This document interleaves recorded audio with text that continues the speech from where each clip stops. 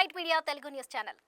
Liquor policy వల్ల ఢిల్లీ ప్రభుత్వానికి 2026 కోట్ల నష్టం జరిగినట్లు controller and auditor general CAG నివేదికలో వెల్లడైంది. ఈ రిపోర్ట్ లీక్ అయినట్లు జాతీయ మీడియాలో కథనాలు వచ్చాయి.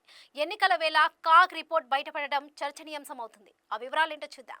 ఢిల్లీ లిక్కర్ పాలసీ వ్యవహారం దేశవ్యాప్తంగా దుమారం రేపిన సంగతి తెలిసిందే. దీనికి సంబంధించి తాజాగా మరో కీలక విషయం వెలుగులోకి వచ్చింది. ఈ లిక్కర్ పాలసీ వల్ల ఢిల్లీ ప్రభుత్వానికి 2026 కోట్ల నష్టం జరిగినట్లు controller and auditor general CAG నివేదికలో వెల్లడైంది. ఈ రిపోర్ట్ లీక్ అయినట్లు జాతీయ మీడియాలో కథనాలు వచ్చాయి. దీని ప్రకారం చూస్తుంటే ఢిల్లీ మద్యం పాలసీని సరిగా అమలు చేయడంలో ఆమ్ ఆద్మీ పార్టీ విఫలమైనట్లు కాగ్ పేర్కొంది. దీనిపై నిపుణులు కమిటీ సిఫార్సులను అప్పటి డిప్యూటీ సీఎం మనీష్ సిసోడియా నేతృత్వంలో మంత్రుల బృందం విస్మరించిందని తెలిపింది. లిక్కర్ పాలసీకి సంబంధించి కీలక నిర్ణయాలు తీసుకునే విషయాల్లో మంత్రిమండలి, లెఫ్టినెంట్ గవర్నర్ ఆమోదం కూడా తీసుకోలేదని పేర్కొంది. అలాగే వీటి లైసెన్సుల జారీ, రూల్స్ ఉల్లంఘనలు జరిగినట్లు తెలిపింది. అయితే ఈ వ్యవహారంలో ఫిర్యాదులు ఉన్నా కూడా అన్ని సంస్థలను వేలం వేసేందుకు పర్మిషన్ ఇచ్చారని తెలిపింది. బిడ్డింగ్ వేసిన కంపెనీల ఆర్థిక పరిస్థితిపై ఎలాంటి పరిశీలనలు జరపలేదని, చివరికి నష్టాల్లో ఉన్న కంపెనీలకు కూడా బిడ్డింగ్ లో పాల్గొనేందుకు ఛాన్స్ ఇచ్చినట్లు కాగ్ తెలిపింది. అంతేకాదు ఆయా సంస్థలకు లైసెన్సులు కూడా పునరుద్ధరించినట్టు తెలిపింది. ఇదిలా ఉండగా లిక్కర్ పాలసీ కేసులో మనీష్ సిసోడియా, మాజీ సీఎం అరవింద్ కేజ్రీవాల్ ను గతంలో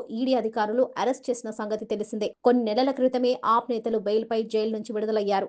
మరోవైపు ఫిబ్రవరి 5న ఢిల్లీలో అసెంబ్లీ ఎన్నికలు జరగనున్నాయి. 8న ఓట్ల లెక్కింపు ఉంటుంది. ఎన్నికల వేళ లిక్కర్ పాలసీకి సంబంధించి కాగ్ రిపోర్ట్ బయటపడటం ప్రాధాన్యం సంతరించుకుంది.